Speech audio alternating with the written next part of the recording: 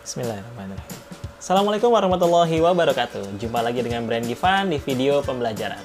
Pada kesempatan kali ini, izinkan saya sharing tentang bagaimana caranya menilai investasi kita. Ada beberapa metode yang biasa digunakan dalam proses penilaian investasi.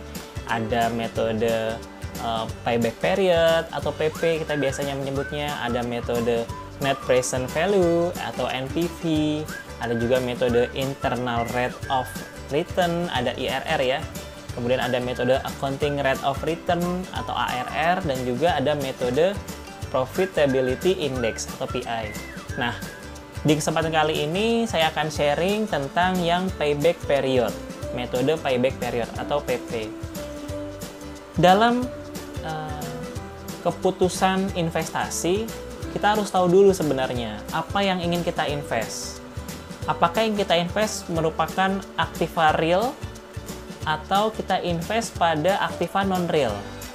Aktiva real itu misal gini, kita invest pada gedung atau tanah atau peralatan-peralatan, mesin produksi, itu kita namanya invest aktiva real. Jika kita invest aktiva non-real, biasanya itu seperti surat-surat berharga. Nah, jadi kalian mau invest yang mana nih?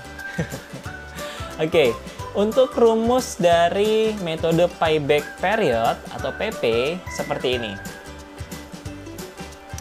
Payback period sebenarnya ada dua.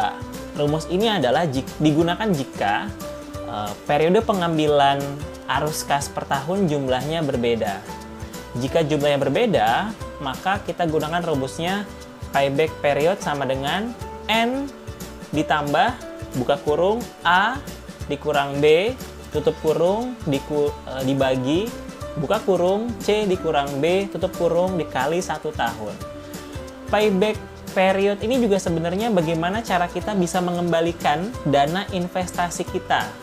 Seberapa cepat atau seberapa lambat dari arus kas yang kita terima atau pendapatan bersih yang kita terima atas investasi tersebut. Nah, kalau ini rumus payback period yang saya tampilkan ini adalah rumus yang jika arus kas per tahunnya berbeda. Nah, tadi ada rumusnya ya. N itu adalah tahun terakhir di mana jumlah arus kas masih belum bisa menutupi investasi awal kita. Nah, kalau A tandanya adalah jumlah investasi di awal, berapa jumlahnya. Nah, B ini adalah jumlah kumulatif arus kas pada tahun ke N, jumlah kumulatifnya. Karena biasa kalau kita adanya investasi kan ada penambahan ya, penambahan nilai. Namanya investasi kok, masa nggak bertambah. Kemudian yang C, jumlah kumulatif arus kas pada tahun ke N plus 1. Nah, kalau ini ada rumus payback period yang dimana arus kas per tahunnya tetap sama. Rumusnya seperti ini, payback period sama dengan buka kurung investasi awal tutup kurung dibagi arus kas dikali 1 tahun. Kalau periode awal pengembaliannya lebih cepat, dinyatakan layak. Jika periode pengambilannya lebih lama, maka tidak layak. Apabila usulan proyek investasi lebih dari 1, misalnya ada 2 atau 3, yang mana yang menguntungkan? Carilah yang periode pengambilannya yang lebih cepat. Jangan yang paling lama. Oke? Kalau bingung, kita langsung masuk ke contoh kasusnya. Ini payback period dengan arus kas yang setiap tahun jumlahnya sama. Rumusnya, investasi awal dibagi arus kasnya dikali 1 tahun. Nah, misalkan PT Semakin Jaya melakukan investasi sebesar $45.000. Jumlah profitnya per tahun, arus kasnya, yaitu $22.500. Maka payback periodnya berapa? Tinggal kita bagi aja, 45.000 dibagi 22.500 dikali 1 tahun, sama dengan 2 tahun. Ya dong, 45.000 dibagi 22.500 kan 2, dikali setahun, ya 2 tahun jadinya. Berarti, kurang lebih selama 2 tahun, investasi kalian akan kembali uangnya, sebesar $45.000 tersebut. Mudah ya? Mudah. Kalau ini Nah, ini adalah contoh kasus jika arus kas tiap tahun jumlahnya berbeda. Ya nggak sama kayak tadi kan, misal tahun ini. Contoh, PT Jaya Mandiri melakukan investasi sebesar $100.000 pada aktiva tetap. Misal seperti beli mesin lah ya, dia beli mesin nih, mesin produksi, harganya $100.000. Nah, profitnya per tahunnya ini seperti ini nih.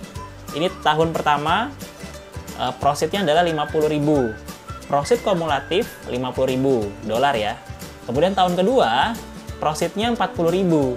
Nah, profit kumulatifnya berarti $50.000 yang tahun pertama ditambah $40.000 tahun kedua, jadi $90.000. Oke? Dan tahun ketiga, profitnya adalah $30.000. Berarti profit kumulatifnya dari $90.000 ditambah $30.000 menjadi $120.000. Dan tahun keempat, profitnya adalah $20.000. Nah, profit kumulatifnya $120.000 ditambah dengan $20.000, jadi $140.000. Paham ya? Oke. Maka payback periodnya adalah payback period sama dengan N plus A kurang B dibagi C kurang B dikali 1 tahun. Gitu kan ya. Kita tinggal masukkan aja angkanya. N-nya berapa? N-nya 2. Tahun kedua. Kenapa tahun kedua? Karena tahun kedua nilainya 90.000 kan? Nah, N adalah tahun di mana profit kumulatifnya itu belum mencapai angka investasi di awal. Jika investasi kita di awal 100.000, di tahun kedua baru 90.000, berarti kan belum mencapai 100.000 kan?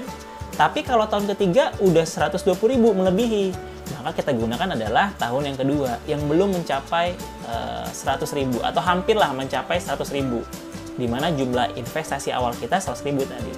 Maka N-nya 2 ditambah A. A-nya berapa? A itu adalah investasi awal 100.000 dikurang B. B itu apa? B itu ya tahun di mana proses kumulatifnya belum mencapai nilai 100.000, namun tidak lebih dari 100.000. Maka tahun kedua tadi kan ya, berapa proses kumulatifnya? 90.000. Kita bagi dengan C. C itu apa? C itu N plus 1. N-nya kan 2 tadi. 2 plus 1, 3. Tahun ketiga, berapa tahun ketiga proses kumulatifnya? Yang kumulatif ya, adalah 120.000. Dikurang B. B tadi adalah N kan? Proses kumulatif N. N-nya kan N 2 tahun, berarti 90.000. Dikali 1 tahun. Setelah kita kalkulasi, totalnya adalah 2,33 tahun atau 2 tahun 4 bulan. Berarti investasi Anda akan kembali adalah setelah 2 tahun 4 bulan.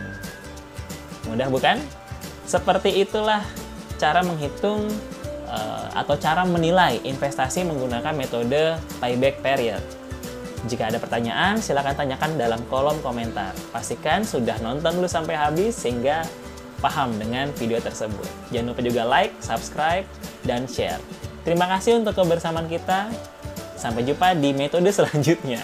Wassalamualaikum warahmatullahi wabarakatuh.